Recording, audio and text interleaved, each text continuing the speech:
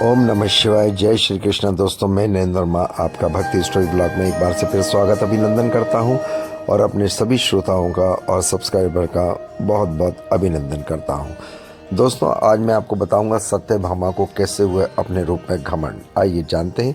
जानने से पहले आपसे अनुरोध करूंगा, प्लीज़ ब्लॉग को अधिक से अधिक लाइक करें, सब्सक्राइब करें। Will request to YouTube also please while my vlog. Shri Krishna भगवान द्वारका में रानी सत्यभामा के साथ सिंहासन पर विराजमान थे। निकट ही गरुड़ और सुदर्शन चक्र भी बैठे थे। तीनों के चेहरे पर दिव्य तेज झलक रहा था। बातों ही बातों में रानी सत्यभामा ने श्री कृष्ण से पूछा, हे प्रभु, आपने त्रेता युग में राम के रूप में अवतार लिया था। सीता आपकी पत्नी थी, क्या वह मुझसे ज़्यादा सुंदर थी? द्वारकाधीश समझ गए कि सत्यभामा को अपने रूप पे अभिमान हो गया है। तभी गरुड़ ने कहा, भगवान, क्या दुनिया में मुझसे भी ज़्यादा कोई तेज गति से उड़ सकता है? इधर सुदर्शन चक्र से भी नार रहा गया और वह भी उठ खड़े हुए। उन्होंने बड़े बड़े युद्धों और आपको विजयश्री दिलाई है। क्या संसार में मुझसे भी कोई शक्तिशाली है? भगवान मन ही मन मुस्कुरा रहे थे। वे जान रहे थे इन तीनों को भक्तों को अहंकार हो गया है और इनका अहंकार नष्ट करने का समय आ ही गया है। ऐसा सोचकर उन्होंने गरुड़ से कहा, हे गरुड़, तुम हनुमान के पास जाओ और कहना भगवान राम सीता के साथ उनकी प्रतीक्षा कर रहे हैं। गरुड़ भगवान की आज्ञा लेकर हनुमान को लेने चले गए। उधर श्री कृष्ण सत्यभामा से कहा, देवी, आप सीता के रूप में तैयार हो जाएं। और द्वारकाधीश ने राम का रूप धारण कर लिया और मधुसूदन ने सुदर्शन चक्र को आज्ञा देते हुए कहा, तुम महल में प्रवेश द्वार पर पहरा दो। ध्यान रहे कि मेरी आज्ञा के बिना कोई महल में ना आए।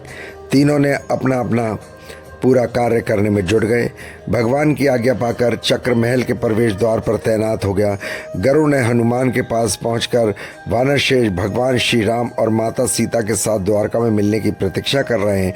आप मेरे साथ चलिए और मैं आपको अपनी पीठ पर बिठाकर शीघ्र वहां ले जाऊंगा। हनुमान ने विनयपूर्वक कहा, गरुड़, आप चलिए, मैं आता हूँ। गरुड़ ने सोचा, पता नहीं बूढ़ा वानर कब पहुँचेगा।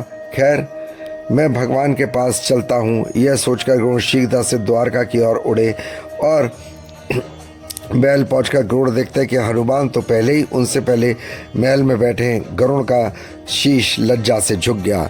तभी श्री राम ने कहा कि पवन पुत्र, तुम बिना आज्ञा के महल में कैसे प्रवेश कर गए?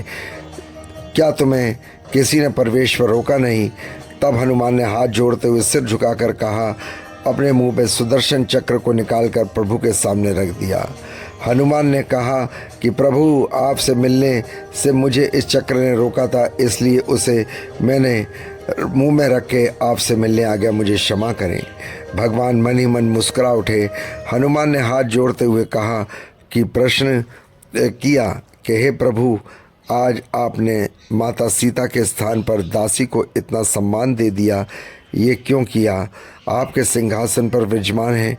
अब रानी सत्यभामा को अहंकार भंग होने की बारी थी। उन्होंने सुंदरता का अहंकार जो पल भर में चूर हो गया।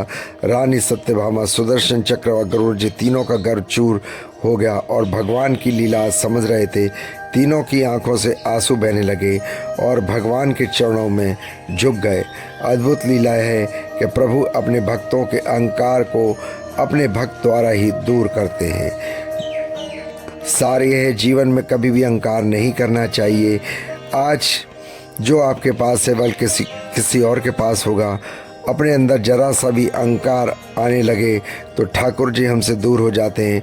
ठाकुर जी को निस्वार्थ भक्तों की ज़रूरत है, अहंकारों की नहीं। आपको ये लीला कैसी लगी? प्लीज़ अधिक से अधिक व्लॉग को लाइक करें, सब्सक्राइब करें, शेयर करें, बेल आइकॉन को प्रेस करें और कमेंट्स बॉक्स में जय श्री कृष्णा जरूर लिखें। भगवान आपको खूब खुश रखें, दीर्घायु दे, जीवन में आनंद ही आनंद दे। Please subscribe, share blog.